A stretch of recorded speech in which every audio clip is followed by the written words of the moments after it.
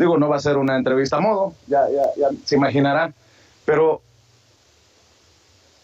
oiga, a ver, ¿qué piensa de la reunión de Santiago Krill con el secretario de Gobernación? Es un error, me parece un error muy grave que, sumado a la pleitesía que vinieron a rendirle al tirano, al autócrata, a algunos gobernadores panistas, yo creo que manda un mensaje equivocado al electorado, a la opinión pública. Me parece que son errores graves que hay que rectificar.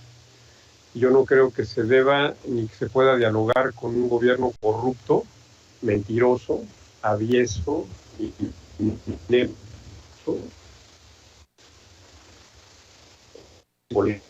con un gobierno autocrático. No le da pena. Y mucho menos en torno a la contrarreforma energética que tiene el presidente López, que es totalmente aberrante. No hay nada que negociarle ahí, no hay nada que discutir al respecto, solo rechazarla de manera tajante y absoluta, ¿no?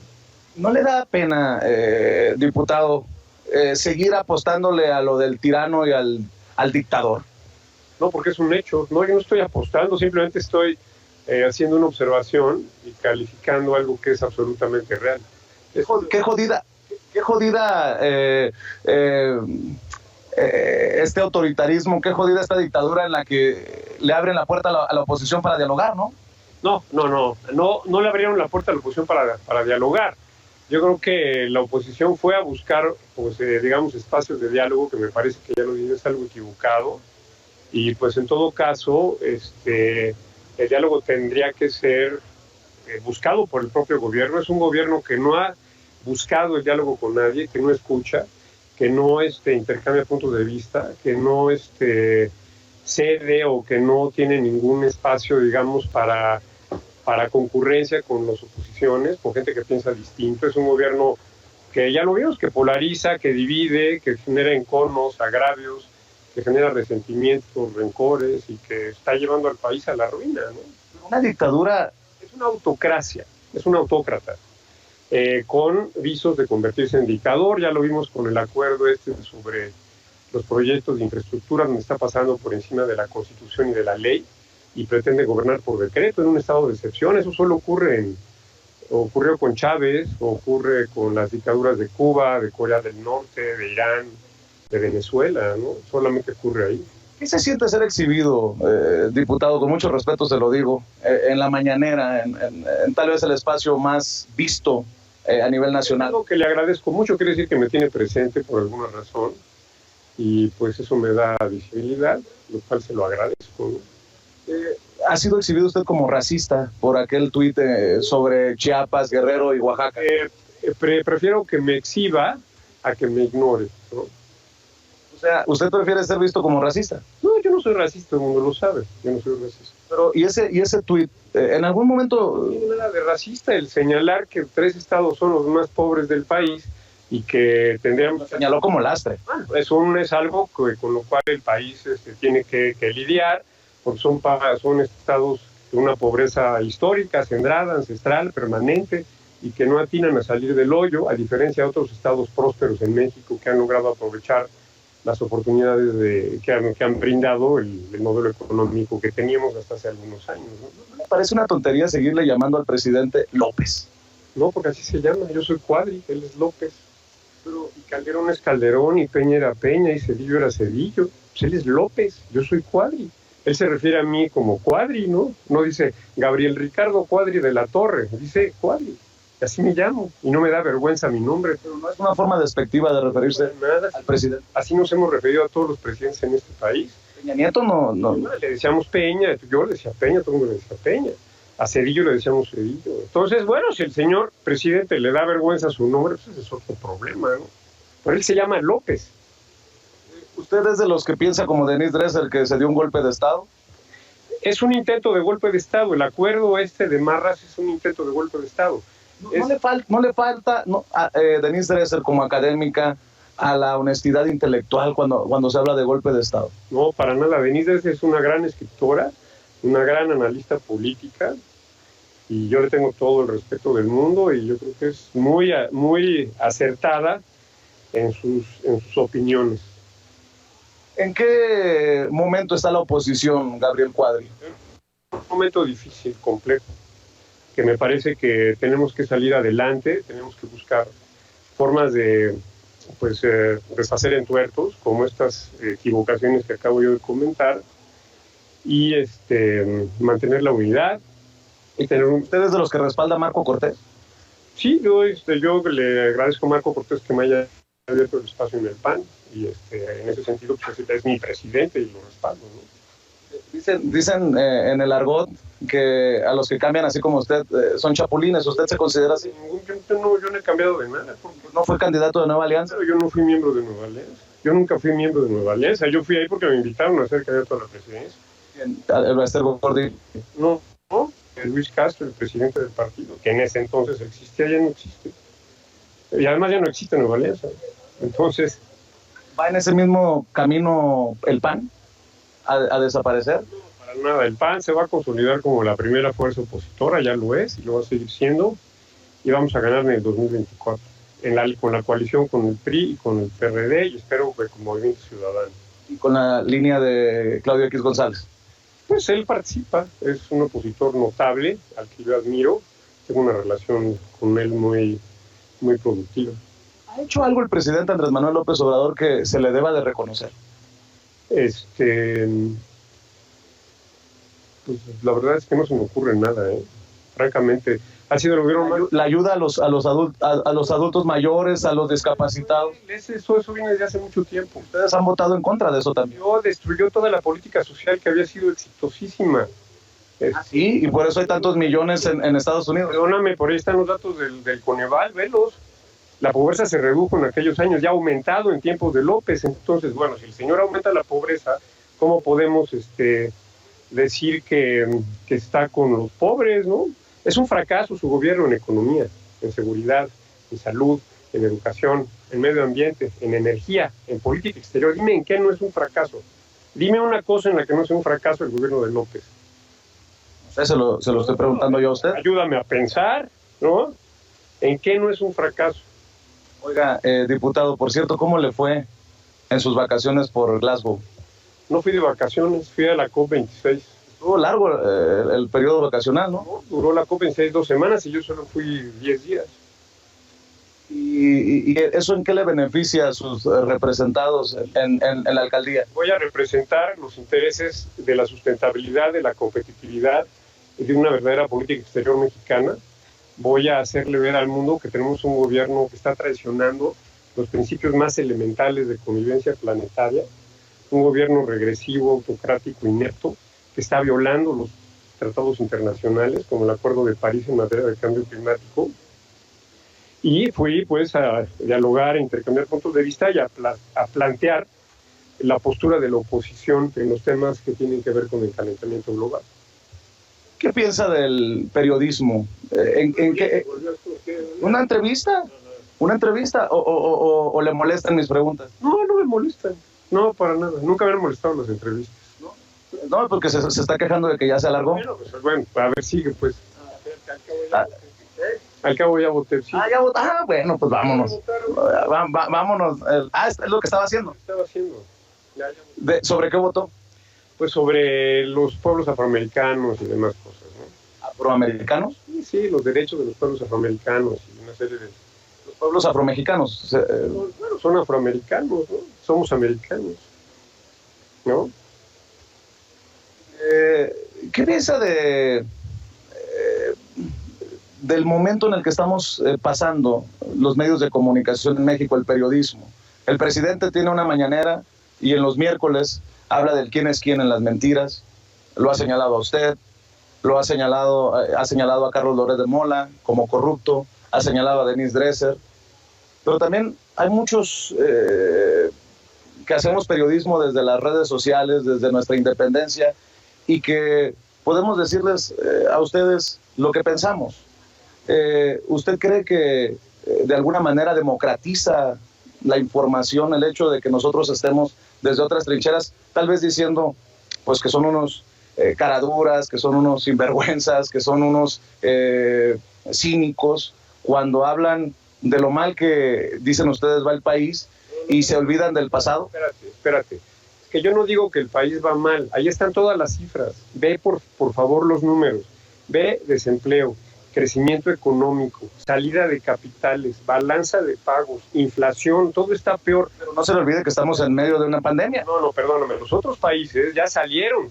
La inflación en Estados Unidos anda por la de México. Hace mucho tiempo que no tenemos una inflación de este tipo.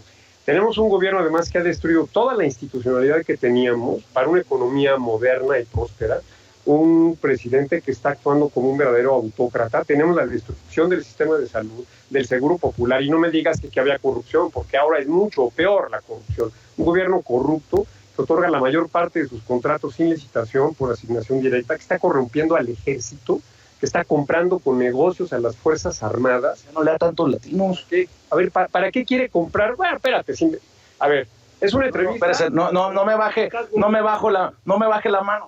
Es que parece que es lo que usted me está diciendo, lo que publica Latino. A ver, es que lo que parece es que tú quieres, promover tus opiniones a partir de una entrevista. O eres entrevistador o quieres que yo te entreviste a ti. Si quieres yo te entrevisto y te pregunto. Como quieras, ¿no? Total, es de dos vías. Que me imagino que eres apoyador y simpatizante del presidente López. Lo iba a decir con todas sus letras, dígalo. Sí eres, estoy convencido de que eres simpatizante de López.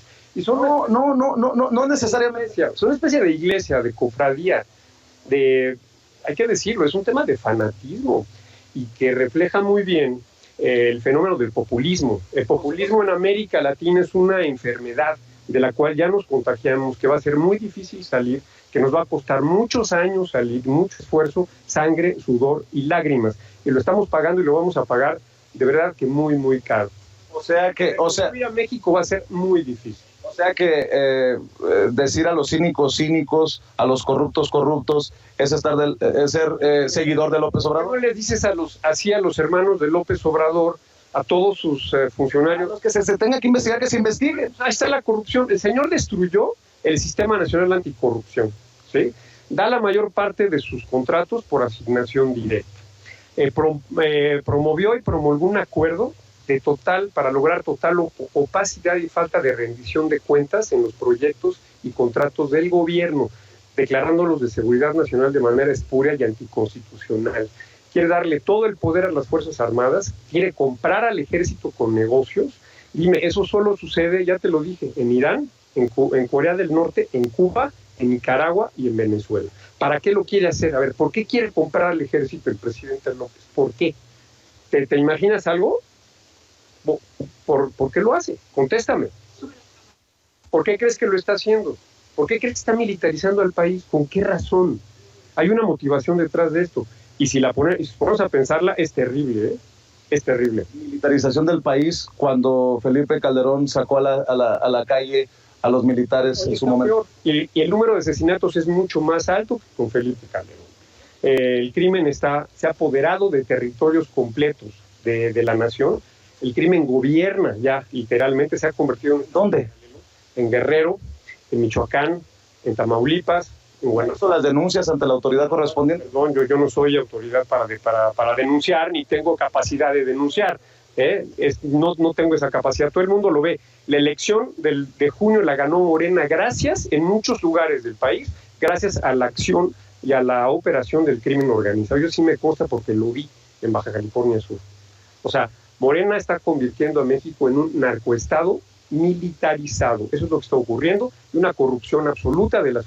está pretendiendo corromper a las Fuerzas Armadas, y eso es terrible. Te hago la pregunta, ¿por qué lo está haciendo? ¿Por qué? Contéstame. No, pues si usted lo está exponiendo, usted debe de saberlo. Yo creo porque el señor López quiere quedarse en el poder, o él mismo, o a través de alguna marioneta o algún títere en forma de un maximato. O piensa romper el orden constitucional en algún momento, prolongando su mandato, y para eso necesita el ejército. ¿Y qué piensa del 70% de aprobación del presidente? ¿Qué piensa de las 250,000 personas que llenaron el Zócalo? Pues mira, de las últimas 250,000 son acarreados, tú lo sabes, lo sabe todo. ¿Qué pasó? No se burle, así como usted. Eso lo hacían todos los presidentes priistas que acarreaban y llenaban el Zócalo, perdón, pero eso lo hizo Salinas, lo hizo López Portillo, lo hizo Echeverría, lo hizo todo el mundo. O sea que yo soy un chairo borrego si le digo que yo que reporté desde el Zócalo, le digo que usted está mintiendo. No me pongas palabras que yo no dije, eso lo dijiste tú, no yo. Porque ahorita se quedó con las ganas. Entonces, bueno, sí, es muy fácil acarrear 250,000 gentes al Zócalo. Ahora, ¿por qué sigue siendo tan popular? Déjame. ¿Fácil? Espérate, me preguntaste una cosa, te la voy a responder. Todos los populistas son populares por definición. Trump, ¿no? Chávez sigue siendo popular habiendo destruido a Venezuela y seguía ganando elecciones. Los hermanos Castro siguieron siendo populares en Cuba a pesar de la devastación de su país. El mismo Ortega es popular en Nicaragua. Entonces, la popularidad, te digo, es parte de un síndrome, de una enfermedad, de un contagio que sufrió México de populismo, y además es el tema de los subsidios. El señor presidente López está desmantelando a la administración pública y los servicios públicos para transferir masivamente recursos a subsidios clientelares, para comprar el voto y la voluntad de la gente. Eso hacen los populistas, y es lo que está pasando en México. Y por eso es popular. A mí no me extraña que sea popular. O sea que la gente que respalda a Andrés Manuel López Obrador está enferma. No está enferma. Muchos están confundidos, son ingenuos, están desinformados o están comprados literalmente a partir de subsidios y dádivas clientelares. ¿Y qué le dice a la gente, por ejemplo, que recibe una ayuda como adulto mayor? O qué, a ver, inventó el presidente y ayuda a las personas con discapacidad. Eso se inventó desde hace mucho. Las pensiones a los adultos mayores vienen desde hace mucho, no son invento de López. Eso ya estaba. Es más, López destruyó la política social, destruyó Progresa, Prospera, que eran programas efectivos para reducir la pobreza. En los años del presidente López, si ve los datos de Coneval, ya los conoces, ha aumentado la pobreza. Entonces, ¿de qué sirven sus programas sociales? ¿De qué sirven? Déjeme para cerrar. Contéstame, ¿de qué sirven? No sé, pues usted dígamelo a mí. No, pues no sirven, porque ha aumentado la pobreza a pesar de sus programas sociales, que son, a pesar de la pandemia, ¿no? Son clientelares, opacos, sin rendición de cuentas, sin monitoreo, sin evaluación independiente, y son un escándalo de corrupción. Es una corrupción verdaderamente brutal, nunca vista en el país. Lo estamos viendo ahora en forma escandalosa. Un par de cosas para cerrar. Me imagino cómo va a votar en la reforma eléctrica. Si se llega a presentar y se llega a votar en el Pleno, por supuesto que voy a votar en contra. Es una aberración. Es algo totalmente, digamos, una regresión absurda a una época que ya pasó, una época de monopolios, trata de restaurar monopolios, trata de matarnos con el consumo de combustible y el uso de combustible en las termoeléctricas, trata de violar el Acuerdo de París en materia de calentamiento global, trata de hacer más costoso el sistema eléctrico porque se van a elevar los costos y por lo tanto las tarifas. Pero la reforma energética de Peña Nieto prometía una baja en las tarifas. ¿Se bajó?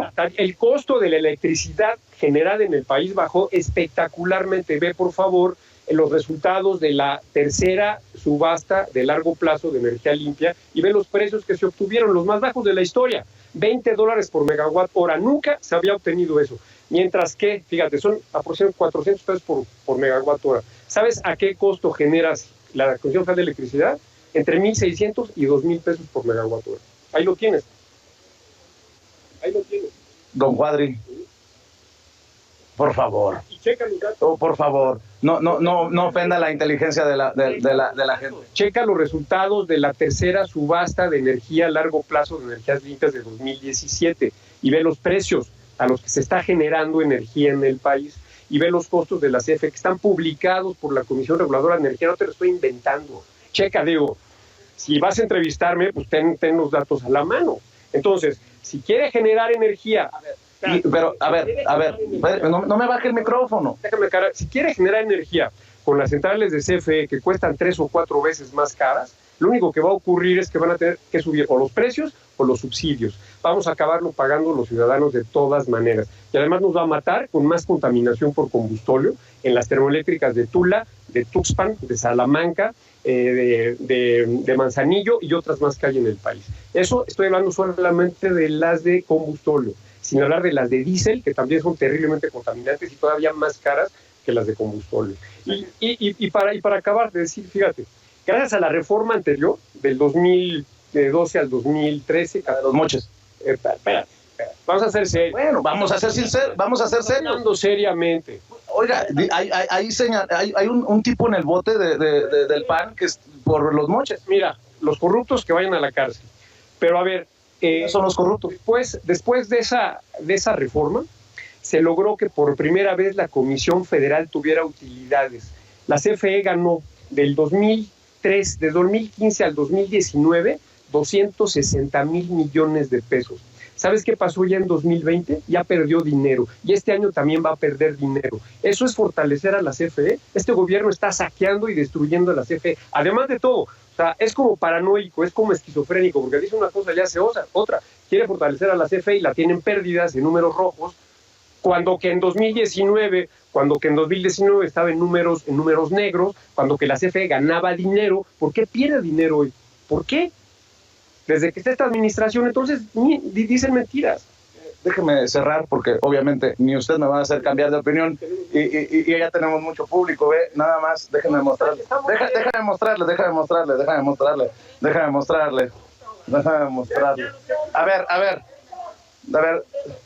A ver, diputado, a ver. ¿Y por qué no gritan que es un honor estar con Obrador?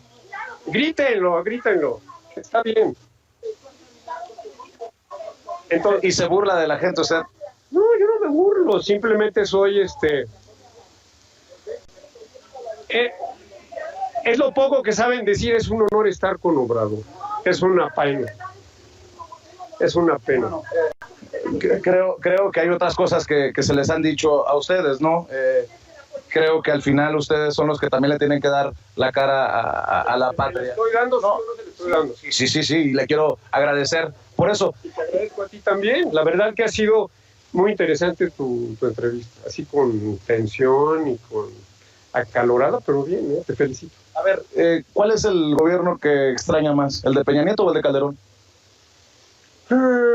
Depende en qué. En las reformas estructurales, el de Peña Nieto. En los moches también.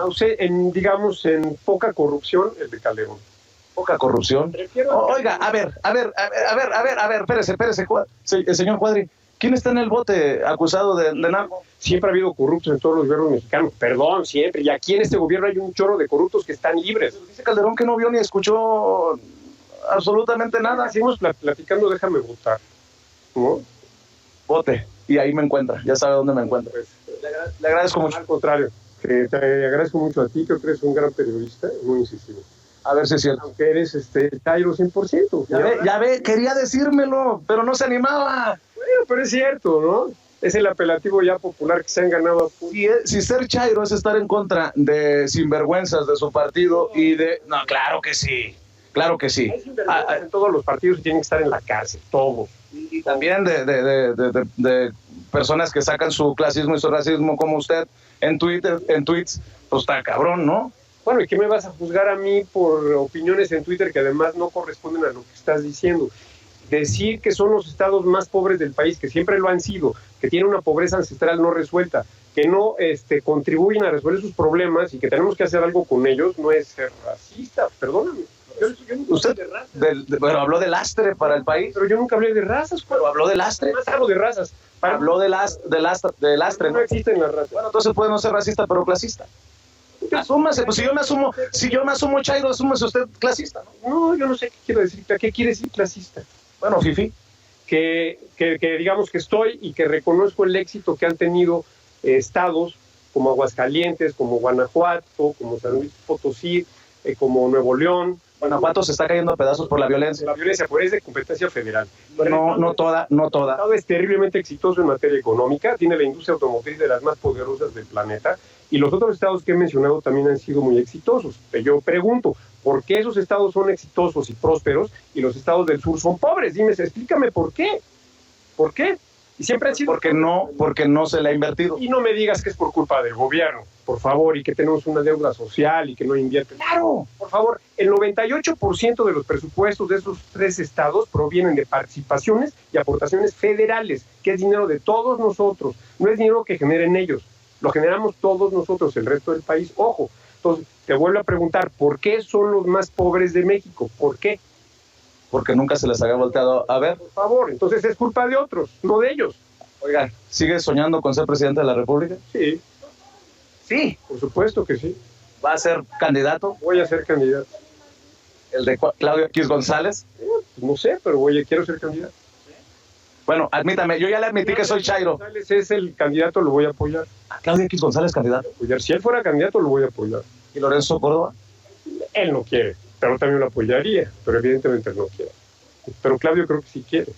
Acepte que soy FIFI, pues. Yo ya acepté que soy chairo. Bueno, que ya acepto que soy FIFI. Dale, le agradezco. No soy rico, gracias. Gracias. Gabriel Cuadri, hablando con nosotros sin censura.